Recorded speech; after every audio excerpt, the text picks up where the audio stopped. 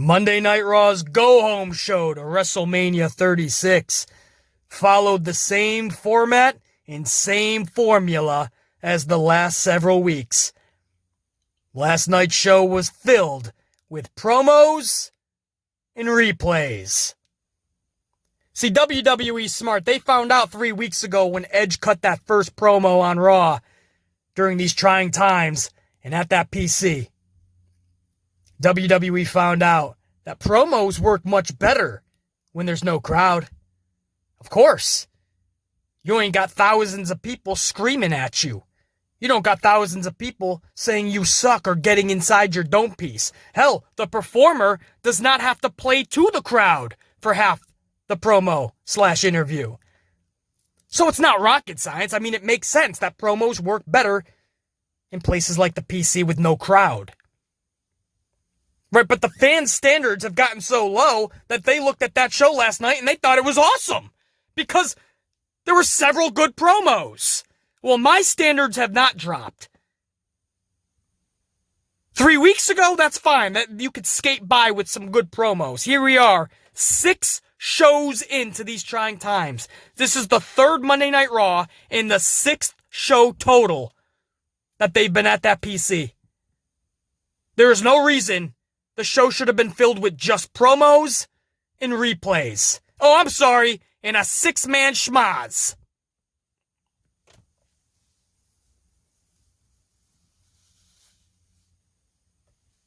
It's going to take more than promos.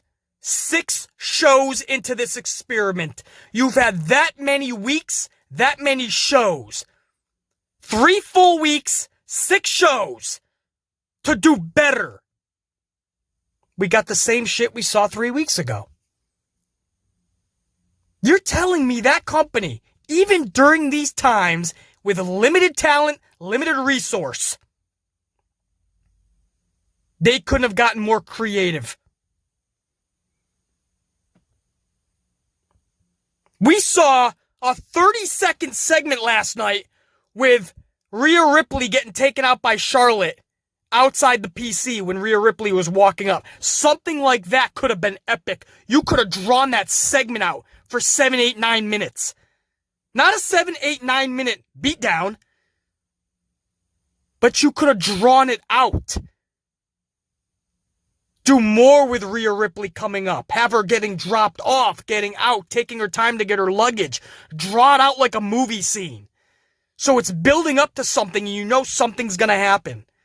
She finally walks up. Maybe she gets a little interview before she enters the building. The interview is cut off. We're all thinking something's going to happen during the interview. Charlotte's going to attack her, something. But no, she completes the interview. She continues to walk into the PC, and out from the PC comes Charlotte Flair to attack her. Then you have the beatdown, but Rhea gains the upper hand. They actually fight into the PC. You could have had a drawn-out near 10-minute segment. They wasted 30 seconds on something that could have been cool.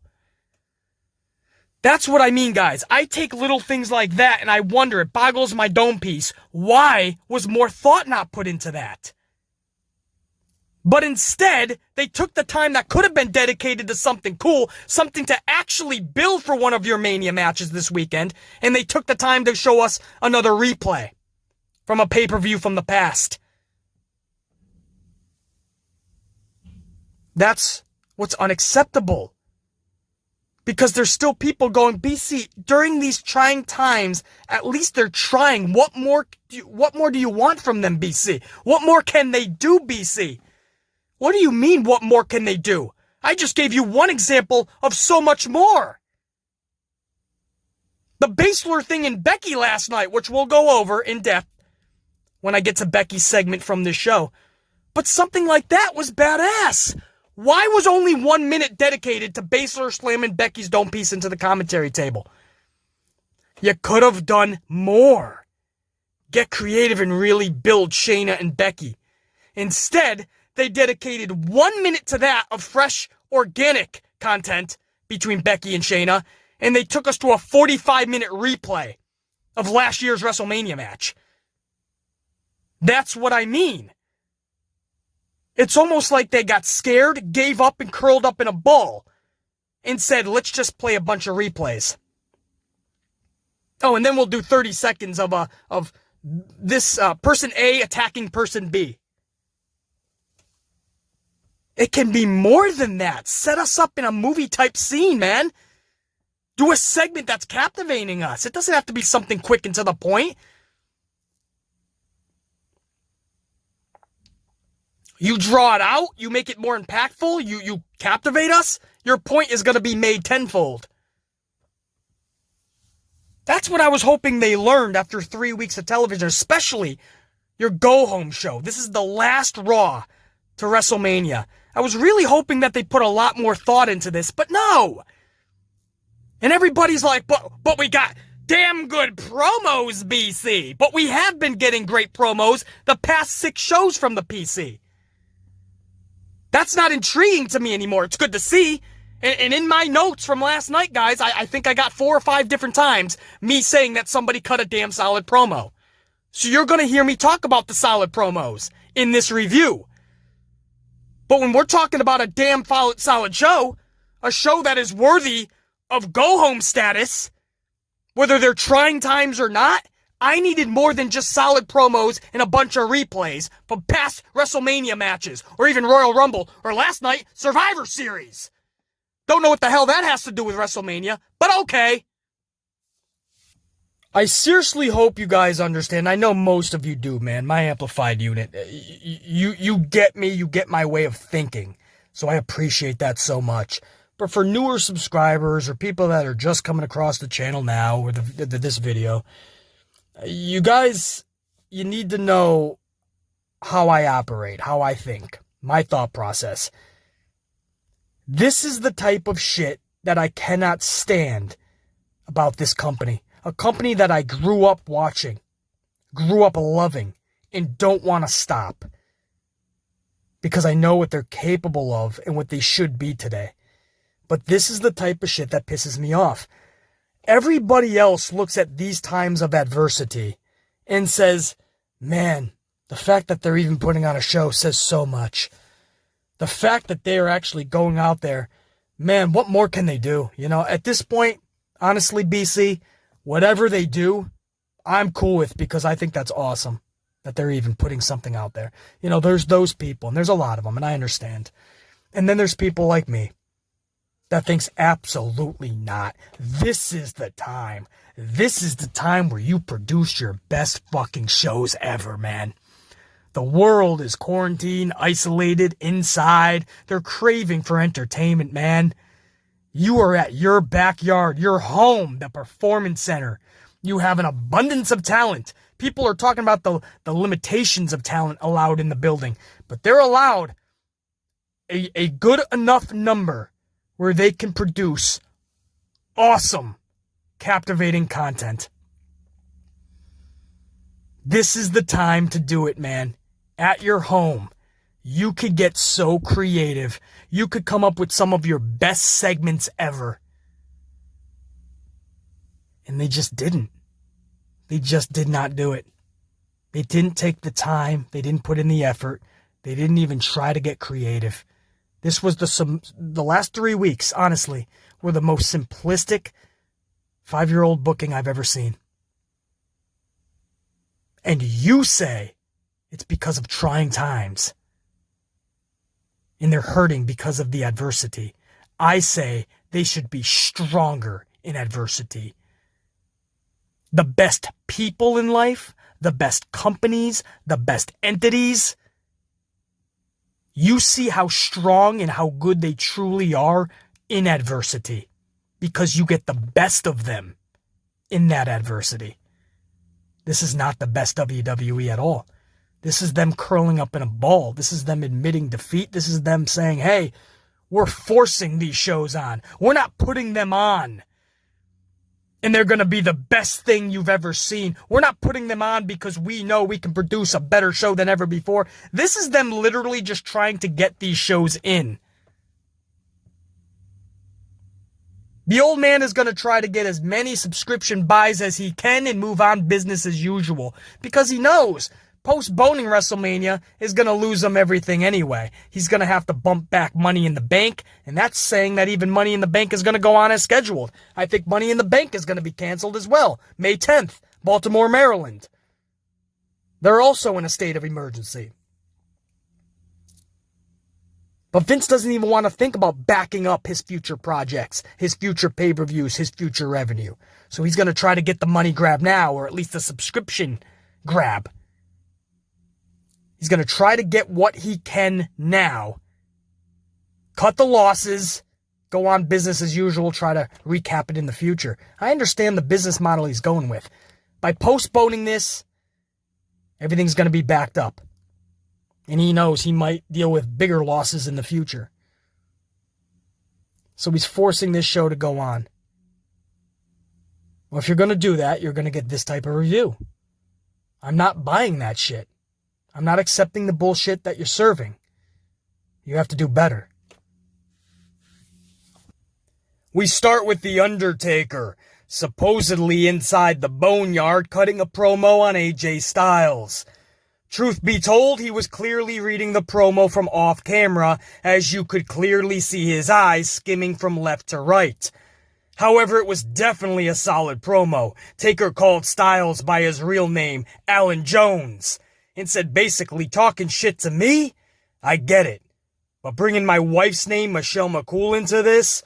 Now you're writing checks that your ass can't cash. So it was completely written by one of the 614 dipshit writers, but at least it was good. And the different atmosphere made it that much more impactful.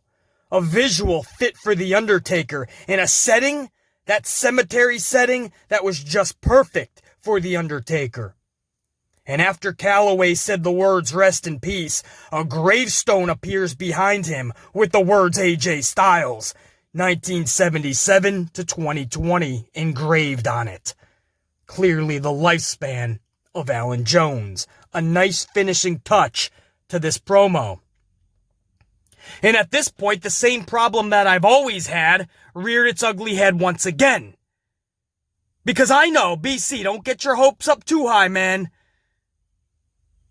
One good promo, starting us off, does not mean that everything has changed. The format is much different. The show's gonna be better. But that's the problem I've always had. I've always put more stock than I should be putting into that company. I've always held them to a higher regard. I've always upped their status when it shouldn't have been upped. I always give them the benefit of the doubt. I always throw them a lifeline. I always go into these shows with more hope.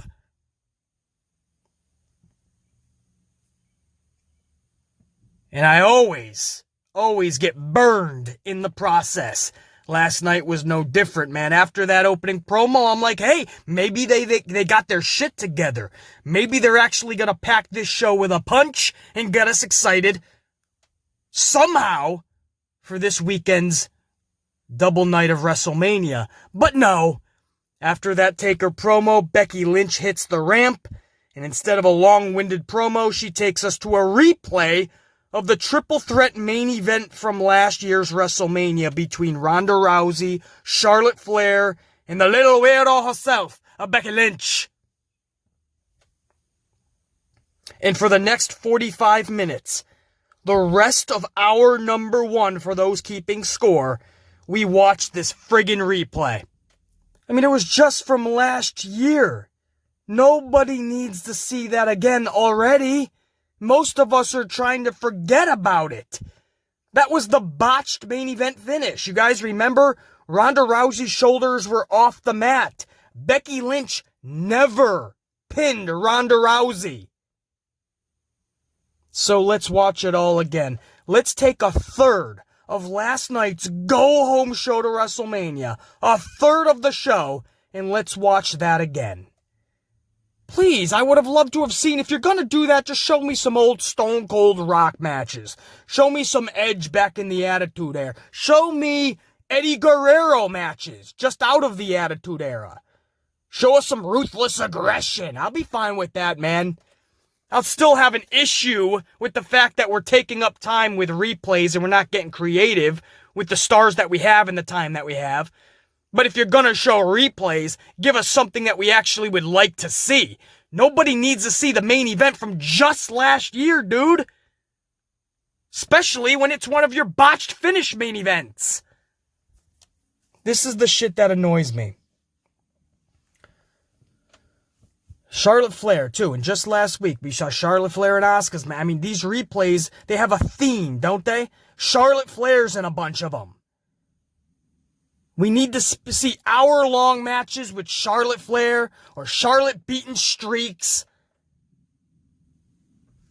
And when we came back from that 45-minute replay, again, let me just set the stage for you. 4-minute Undertaker promo. The rest of the hour was a replay from last year's Mania. And when we come back, we're now into hour number 2. Becky Lynch is still at the top of the ramp. It's like she never left. She just watched the whole thing. And she cuts a good promo. Yes, a good promo on Shayna Baszler. But again, when there's no fans in attendance and nobody's yelling stuff at you, good or bad, you're in your zone. Or I would hope you are. I hope you can remember the words that your writers have written for you. So she's talking about Shayna Baszler living in the shadow of Ronda Rousey. It was very personal. I liked it.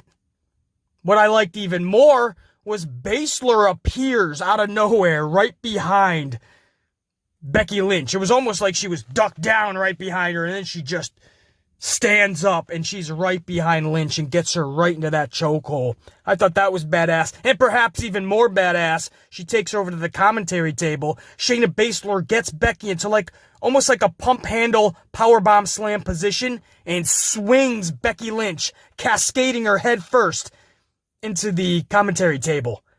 It looked pretty damn vicious. It sounded pretty damn vicious. Becky Lynch was moaning to the 10th degree, almost like Seth Rollins and her were in enjoying a night at the Holiday Inn. She was moaning to the 10th degree. Shayna Baszler's looking over her like, that's right, bitch. That's just the start of it. WrestleMania is the end of it. So, I enjoy that, I didn't need to see, and that's what I mean. That's the creativity part of it. You could have drawn that out, too, and done something awesome for another 6-7 minutes between the two. Nobody needs to see a 45-minute replay from a pay-per-view match in the past. You can get creative. You can put the thought, the effort, the time, the energy. Even if it costs you a couple extra bucks, you could do all of that if you truly cared. And again, now we're deep into hour number 2, and what we've seen so far, that's new, that's fresh. For this go-home show is a 4-minute Undertaker promo, a 3-minute Becky Lynch promo, and a 1-minute ass-whooping by Baszler onto Lynch. Up next, Aleister Black defeats Jackson Jobber in about 75 seconds via a monstrous, beyond vicious Black Mass. They're still promoting Black versus Lashley at Mania. We heard last week that Lashley was one of the superstars in question, quarantine-wise. But who knows anymore? Now we're hearing reports that Vince is leaking false information just to try to get the dirt sheets and reputable sources to kind of throw them for a loop. So we don't know what's real, what's not anymore.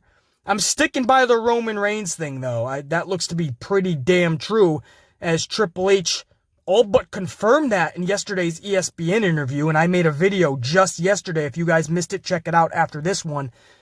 But I made a video on that, and I told you exactly what Triple H said, pretty much confirming that Roman Reigns is out. And then Roman Reigns took to Instagram or one of those social media platforms yesterday, and he absolutely confirmed it. So if they're going to that great lengths, that's not just trying to throw your audience for a swerve. Now you're just lying to your audience. There's a big difference. But as far as everyone else, who knows anymore? I think we can definitely say Dana Brooke, Rey Mysterio, they're a definite out. Andrade, definitely out. But there's some names we're hearing that, it could just be a little bit of a swerve. Bobby Lashley was one of those names. Now they're still promoting him in Black. But they're still promoting Roman Reigns and Bill Goldberg too. And we know that's not the match that's going to take place. I don't even know. Just more mind-bogglingness for this year's WrestleMania, man. WWE doesn't have to throw us for a loop. We're already thrown for a loop, man. We've been thrown for the loop since Survivor Series. Nobody knows what's going on this year's Mania. Even before this Wabaka was taking over the globe.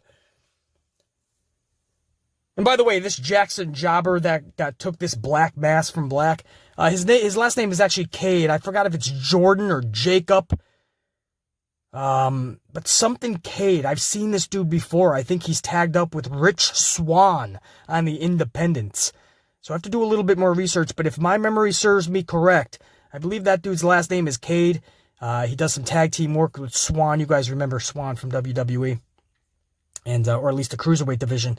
And that Cade kid, from what I've seen, he actually can go in that ring. Last night, obviously, his job was just to job. It's a black, but he can actually go. And number two, I just want to say that this Cade kid, he absolutely sold the shit out of that black mass. He took it like a fucking champ. That was right on the jaw. One of my favorite finishers in all of pro wrestling is that damn black mass. Not just because it looks awesome, but it just looks devastating. Now, next up, and for the rest of hour number 2, we don't get another stupid replay of a past pay-per-view, so that's the good news. The bad news, we got the other thing that I just can't stand. A schmaz match. I can't win with this show. I really can't. The old man threw 6 dudes out there and said, go out there and take us to the 3rd hour. Kevin Owens and the Street Bums, Montez Ford and Doughboy, versus Seth Rollins, Garza, and Austin Theory. That's right. Zelina Vega's like, unfortunately, Andrade, he's down and out with a rib injury. He can't show up to Mania. But I got my hottest new free agent. That's basically a free agent no more. She said something like that. So that shows you this isn't just a one-off. Austin Theory looks to be a part of the main roster now. And Zelina Vega brings out Theory.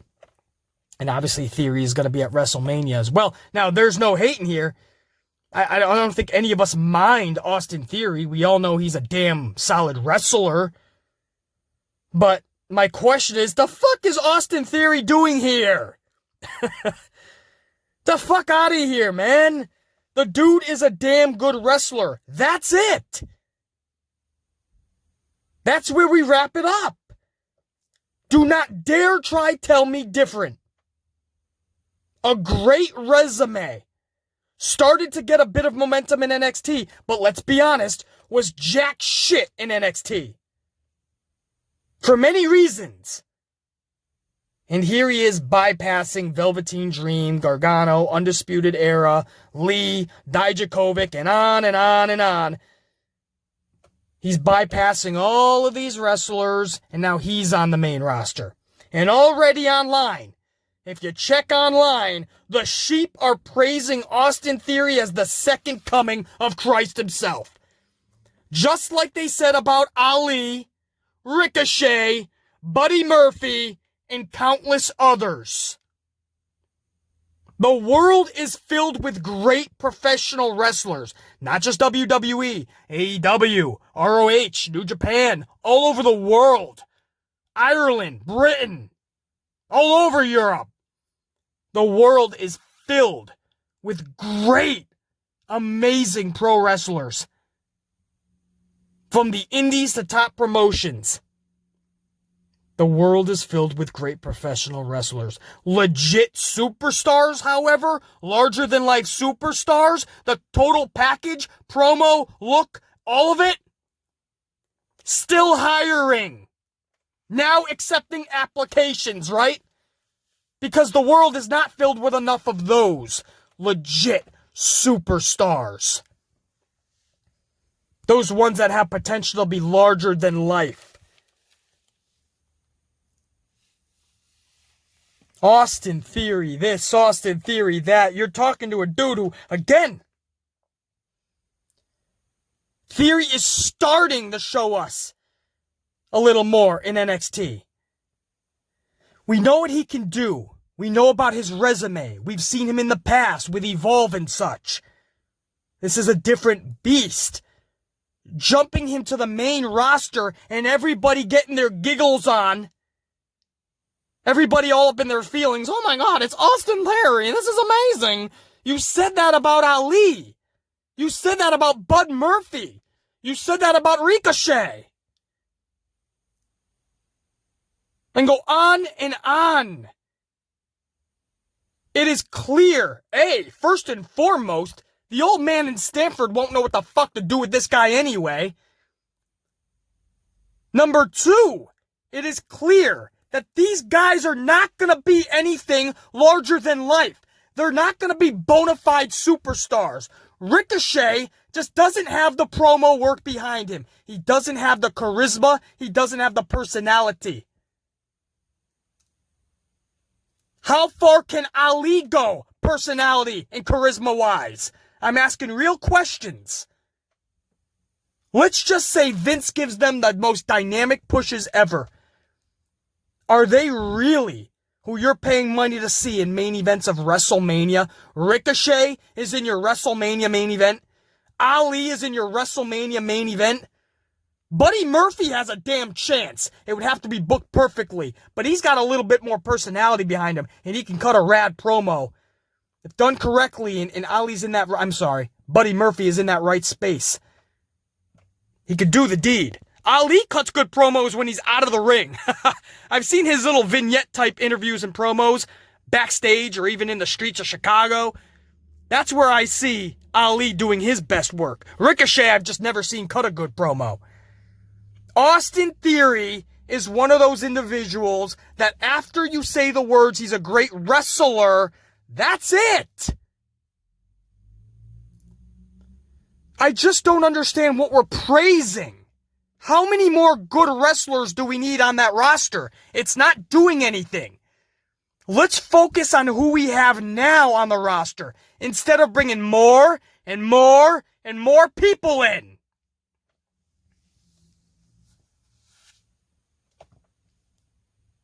Everybody's all up in their giggles this morning about Austin Theory, and I'm thinking, great, now I gotta watch another fucking mid-carder get 50-50 booked around and take up 15 minutes of our program every week. But BC, it'll be good wrestling matches. Yes, I'm sure just like Ricochet's today, and Ali's, and Buddy Murphy's, and such. You get what you get in WWE, man. You better be able to jump off that television screen. You better be able to captivate on that camera, or you ain't going nowhere. Vince certainly isn't going to help you get anywhere, so you have to. Austin Theory is not going to captivate the wrestling world. I have to be the one to say this.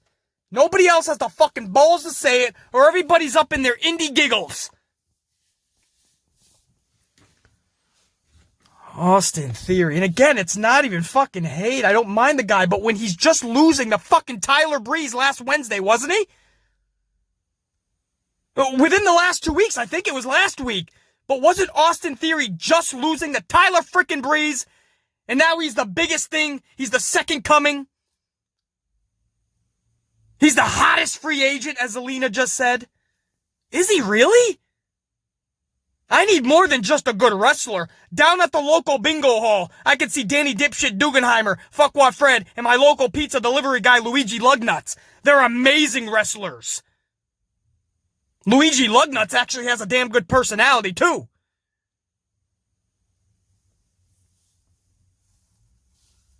Damn fine charisma in Danny Dipshit Dugenheimer. But there's a reason that you haven't heard about them or seen their matches. You know why? Because they're not the total package, man. Great wrestlers are a dime a dozen these days. They just are, guys. Let's be honest. Great wrestlers, half of being a great wrestler today is learning gymnastics from the age of 5. If you can bounce around like a fucking pinball, you're good. You're halfway there. Pro wrestling is based, especially WWE, is based on larger than life, man. You better have the promo that is giving people goosebumps. You better have the fucking image, the visual, the look. That's gonna captivate motherfuckers. I had to go on that side spiel. Had to do it, man. Because the what I was seeing on these reports last night of Austin Theory, and then you go into comment sections and people were just, wow, this is going to be amazing. This one person literally said this. You guys ready for this? WWE is forever changed with Austin Theory on the roster. Forever changed. Oh my God. Another person was like, here's your future main event. Oh, if that's the future of WWE, if that's your future main event, help us all. And this has nothing to do, by the way, with Theory's horrible botch on Ford's over-the-top dive last night. That Theory didn't even try to catch Ford. That was just a bad botch by Theory. Theory was on the outside. Ford has got some steam. He jumps over the top rope. He does that little fucking flying dive. Theory is supposed to catch him. Theory wasn't even in place. Theory was all the way to the left side of the camera. And if you're Theory looking at Ford, then it's his right. But he was all the way off to the side. You heard Montez Ford just collapse onto the ramp. It sounded, and I'm sure it felt vicious. And you look at Austin Theory's face, he's like, oh shit, was I supposed to catch you? And again, you see people that are trying to defend it. That was not Austin Theory's fault, for anyone that's wondering. This is a fan, and I put that in quotes, somebody who's trying to sound knowledgeable. Just so everyone knows, that wasn't Austin's fault. Montez was going too fast, and Theory didn't know it was time to do that. The fuck are you talking about? Theory is watching the motherfucker as he's running. Rewatch it, dipshit. Theory is watching this guy and doesn't know what the fuck to do. Welcome to the main fucking roster. Austin Theory is the next biggest thing, BC. Okay, alright. I gotcha. Still waiting on Ali being the next big thing. That's what you guys told me. I'm still waiting on Ricochet. Still waiting on Buddy Murphy. Still waiting for the biggest fucking things. Aleister Black has a match with Bobby Lashley. Oh, love it. Let me tell you guys. Anyway, the match itself, it's a 6-man schmaz, so I don't even go over these. So what do you want me to say? Owens pins Garza. That's great. You've been bumping up Garza for a few weeks, and then he just gets pinned simplistically on a 6-man tag match. Again, this 50-50 booking to knowledgeable wrestling fans, it's horseshit. After Owens pins Garza, post-match, Rollins stomps Owens. And that's that. And then not just post-match, but after an entire commercial break too, Owens is still in the ring. On his ass, actually, mic in hand, cutting a promo on Rollins. Talking about how nobody in FCW liked him, and here on the main roster, he's nothing more than an arrogant dipshit. He says Rollins is not a messiah, he's not a god, and at Mania, he'll be the one to burn it down. Okay. A good promo by Kevin Owens. What do you want me... Again, if you went online, it was like the greatest thing in the world was happening. Wow! Owens with a masterful promo! No, there's just nobody in attendance. He could concentrate on the words that were written for him previous. You could be much more personable because you're talking to the camera, basically. You don't have to worry about anyone talking to you or toward you or at you. I mean, it's not rocket science, guys. Yes, I'm glad it was good, but, you know, they figured out that this works 3 weeks ago, and now they're just running it into the fucking wall. Add something to it. What else? You know, you just got stomped by Rollins. I wouldn't be just sitting in the ring throwing a hissy fit for 5 minutes. I'd be running to the back looking for you. That's also how you take up 7 more minutes of airtime. You have Owens literally going through the back of the PC looking everywhere for Rollins. Finally finds him in the parking lot or something. Have him brawl for 4 more minutes. You could literally take up 12 minutes of TV time with fresh, organic, badass brawling. You have a little bit of everything. Some suspense. He's on the lookout for him. He's on the hunt. The camera's right behind Owens all the way backstage. He's trying to find him. He finally finds him. You do some awesome shit in the parking lot or in the locker room, around the PC. That's how you can get creative. Instead, we'll just have Owens cut a safe, intense promo. Gotcha. The official start of hour number 3, Edge cuts a promo on Randy Orton. This is again backstage.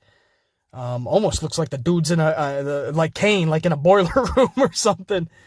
The lights were all dimmed. It looks like he was about to have a sexcapade again with Lita. You guys remember that from back in the day? If you don't look it up, please. Little bit rated R superstar. But Edge cuts a pro, right? So it's promo mania continuing because, again, they know the formula works. Let's keep this going.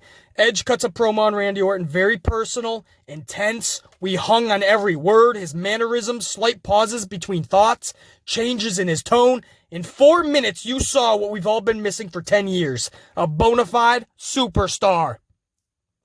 A dude that cannot only go in the ring, but he has the look.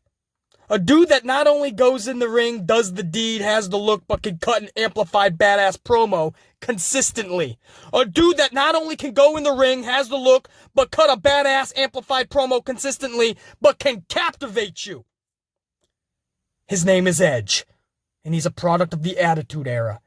And in 4 minutes, you saw what we've been missing for over 10 years. When I'm feeling someone's words so deeply to the point that everything around me becomes secondary, that's sheer money. And Edge is sheer money.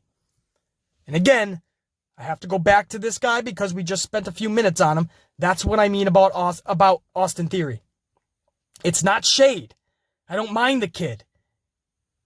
But when you see a big chunk of the wrestling world acting like Austin Theory is this big thing and he's going to change pro wrestling and he's a bona fide main eventer and he's the future of WWE, that scares knowledgeable wrestling fans like BC Amplified. Because if that is the future main event of WWE, that's not a product I want to be watching. Austin Theory is not in the league of Edge. When you talk total package,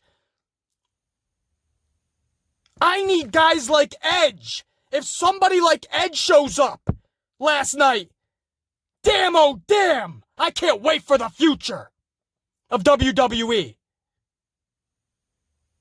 Austin Theory, and that's what I mean about the fans. Our standards have been lowered so much. We have lowered our standards so much that a guy like Austin Theory gets to the main roster and we're literally having orgasms. We're talking about how Austin Theory is going to rock WWE.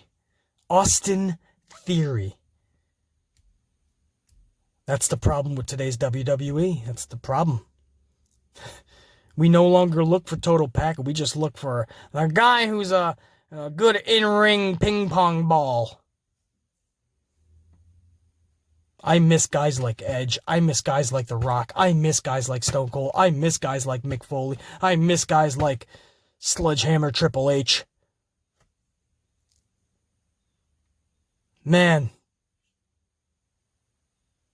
Fucking Al Snow. Bob Holly. JBL, man, they were just so badass. They would literally rough you up. If you needed a little lesson, they'd do the deed in the ring. I mean, that was just an amazing time where everybody, you just believed their character. You believed in them. I know I'm reminiscing here, guys, but while everybody's praising Austin Theory, man, I'm praising Edge. You want to talk about promo mania. And it was Edge, don't forget. The very first, 3 weeks ago, the first Raw from the PC, it was Edge that showed them that promos work. Edge cut a promo on Orton on that very first one 3 weeks ago, and that's where they said, whoa, that was good. But no, it wasn't good. What Edge cuts, those are great promos. Asuka gets a consolation prize up next after getting beat by Alexa Bliss in 5 minutes on SmackDown. Asuka defeats Kaden Carter in just a couple of minutes on Raw. What the fuck is 50-50 booking doing for Asuka? Honestly, how is 50-50 booking helping your tag team champion Asuka? You have her lose in 5 minutes to Alexa Bliss, and then you have her win against Kaden Carter 3 nights later. Why are you treating her like a fucking yo-yo? Back and forth, up and down, up and down. Fuck is it doing? Cut the shit, treat her like a champ. Not just a tag team champion. She should be treated like a singles champ. Maybe if she dyes her hair blonde, she'll get that singles title. Anyway, Or she's Irish like Mr. McMahon. Anyway, I love Asuka when she grabs the fucking mic or on commentary. She goes wild, man. Asuka is just wild. She gets in her own dome piece, and that is just pure entertainment, man. Some people I know find it annoying, I get it. But when you really watch Asuka, even if you just press the mute button, just watch her. She goes insane when she's on a mic or on the headset, man. She is in her own world, and I love that. We then go to another pay-per-view replay match, Brock Lesnar versus Rey Mysterio from Survivor Series 2019. That's right, just 4 months ago. Not only are we seeing a pay-per-view replay match again, but just 4 months ago. Like any of us forgot what just happened at Survivor Series. No! It's fresh in our minds. We don't need to see this again. Number 2, what the fuck does Survivor Series have to do with Mania? Because Brock Lesnar's in the match? And it's against a guy who's not even a part of WrestleMania, Rey Mysterio. I just don't understand the logic. We spent a half an hour on that? 1/6 of your show was spent on that? And when we cut back to the last main event segment of the show, it's Paul Heyman and Brock Lesnar, middle of the ring, Lesnar staring at the camera for the most part, and Paul Heyman cuts another Paul Heyman-esque badass promo. Damn good, absolutely. But, I mean, you expect that from Paul Heyman when the crowd is packed to capacity. When there's 15,000 people in the arena, Paul Heyman's cutting a good promo. Do you honestly think Paul Heyman, with nobody in the arena just talking to the camera, do you honestly think it's going to be fucking bad or half-assed? No, it's going to be good and even better. I'll end this the same way I started this vid off, man. Yes, solid promos. But the fact that everybody's having orgasms because we had good promos last night, though, this is the 6th show from the PC, and they followed the same formula every time. I know these are trying times, but you have to do better than that. You have to get better as the days and weeks go on. You have to switch things up, get more creative, put more thought into these things. I know you tried to rush all your filming last week for the next couple weeks.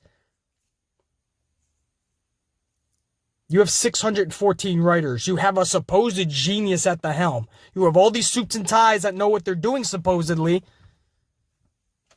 You know? A couple of good promos, replays of past pay-per-views, and a 6-man tag. That's your go-home show? Dude, you give me these trying times, limited resources, rules and regulations on how many people can be in a building, and I promise you, could produce 37 times better than what we saw last night.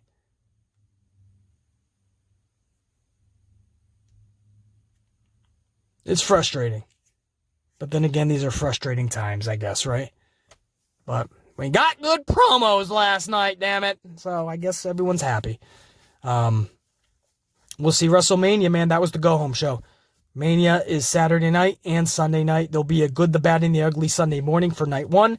A good, bad, and ugly on Monday morning for night number 2 as well. So 2 good, the bad, and the ugly reviews coming up later this weekend into next week for both WrestleMania nights. Obviously, AEW NXT's review will be Thursday morning, the podcast on Friday. Saturday morning will be SmackDown's go-home show review. So a lot of content still to come. Much love and respect to all you guys. Hang in there. We're getting through this. Think, be, live. Amplified always.